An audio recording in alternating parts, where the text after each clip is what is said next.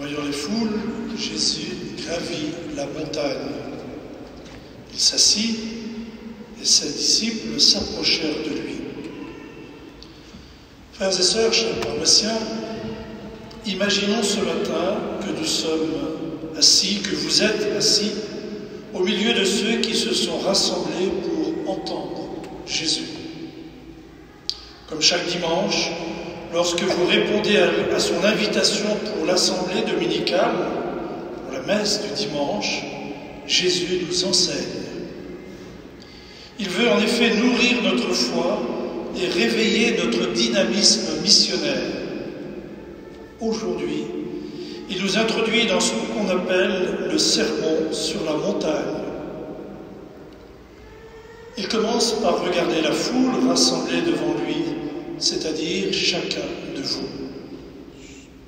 Et il donne 9 béatitudes introduites toutes par le même mot, heureux. En parlant, il perçoit dans le regard de ceux qui sont là devant lui la diversité des situations évoquées dans chacune des béatitudes. Il y a les pauvres de cœur, les doux, ceux qui pleurent, ceux qui ont faim et soif de justice, ceux qui sont miséricordieux, ceux qui ont le cœur pur, les artisans de paix, ceux qui sont persécutés pour la justice, et même ceux qui sont insultés ou méprisés à cause de lui. Jésus ne décrit pas ce que vivent ses auditeurs, mais il nous montre ceux qui trouvent grâce aux yeux de Dieu. Ceux qui ont un accès au royaume de Dieu, à la vie de Dieu. Les pauvres, les doux, les miséricordieux, les cœurs purs, les artisans de paix, ceux qui sont persécutés pour la justice. Ceux-là ont un accès dans le royaume de Dieu. Car dans son royaume, celui qui est le plus grand est celui qui sert. Ces béatitudes que Jésus enseigne, il les a vécues et pratiquées en nous montrant ce qu'est la véritable pauvreté. La douceur, la compassion, la miséricorde, la justice, la pureté du cœur, la patience et la bienveillance. Jésus nous révèle que le royaume de Dieu est déjà accessible à ceux qui vivent selon l'esprit des béatitudes, sans oublier de mentionner que ceux qui les pratiquent seront insultés et calomniés, diffamés même à cause de son nom. Jésus déclare heureux ceux que notre société a tendance à écarter de la réussite et ceux qui choisissent d'être du côté des petits et des pauvres, ceux qui sont persécutés parce qu'ils luttent pour la justice et pour la vérité, ceux qui dénoncent tout ce qui fragilise aujourd'hui la famille et ceux qui s'engagent pour défendre le respect de la vie comme don de Dieu dès son commencement et jusqu'à son dernier souffle. Dans la seconde lecture, l'apôtre Paul confirme que Dieu appelle ce qu'il y a de fou, de faible, d'origine modeste, ce qui n'est rien dans le monde, afin que personne ne puisse s'enorgueillir. Alors à chacun de vérifier si nous nous reconnaissons dans le peuple petit et pauvre dont parlait le prophète Sophonie dans la première lecture.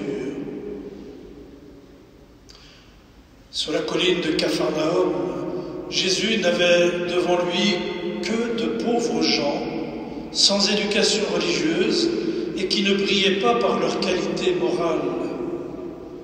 C'était Marie-Madeleine, la pécheresse, Zachée, le collecteur d'impôts, Matthieu, le publicain, les pêcheurs du lac de Galilée, des malades et des infirmes, des boiteux et des aveugles, des blessés de la vie et de l'amour, bref, des gens comme vous et moi, chacun et chacune avec nos fragilités.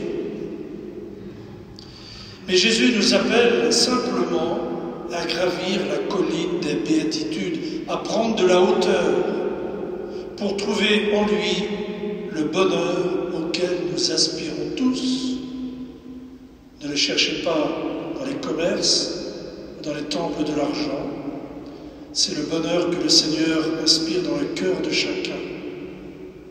Et il nous dit que nous sommes heureux au cœur même des situations évoquées dans les béatitudes, dès lors que nous décidons de les vivre à la lumière de l'Évangile, avec un cœur de pauvre, dans une société qui dit heureux les riches, avec nos efforts pour vivre dans la justice et la vérité, avec un cœur pur au milieu de l'immoralité des mœurs qui se développent, avec notre volonté de pardonner et de faire la paix dans un monde sans pardon et sans miséricorde, avec aussi les humiliations subies en raison de notre attachement au Christ. Dieu est à l'origine de tout bien. En son Fils Jésus, il s'est fait pauvre parmi les pauvres, afin de nous enrichir de son amour et de sa miséricorde. Il nous invite à venir à lui tels que nous sommes, car c'est dans notre faiblesse qu'il veut mettre sa force, dans nos larmes qu'il veut déposer le germe de la joie, dans nos pauvretés qu'il veut déverser sa richesse, dans notre péché qu'il veut offrir son pardon, dans notre mort à nous-mêmes qu'il veut faire jaillir sa vie. Frères et sœurs, dans quelques instants, en vous présentant le corps et le sang du Christ, comme à chaque messe, je résumerai ces béatitudes en une seule. Heureux, les invités au repas des noces de l'agneau. Heureux, les invités au repas des noces de l'agneau. Oui, heureux sommes-nous, car en communiant, nous devenons ce que nous recevons. Le corps du Christ pauvre, doux, compatissant, miséricordieux, pacifique, bienveillant. Puissions-nous avoir un cœur assez pur pour le voir réellement présent dans l'Eucharistie, afin d'y puiser la force et l'énergie de témoigner avec courage notre joie de croire et d'espérer, notre bonheur de servir en aimant, de l'amour dont lui, Jésus, nous a aimés jusqu'au bout et qu'il continue de nous aimer. Amen. Et implorons l'aide de Notre-Dame des Béatitudes. Je vous salue Marie, pleine de grâce, le Seigneur est avec vous. Vous êtes bénie entre toutes les femmes, et Jésus, le fruit de vos entrailles, est béni. Sainte Marie, Mère de Dieu, priez pour nous pauvres pécheurs, maintenant et à l'heure de notre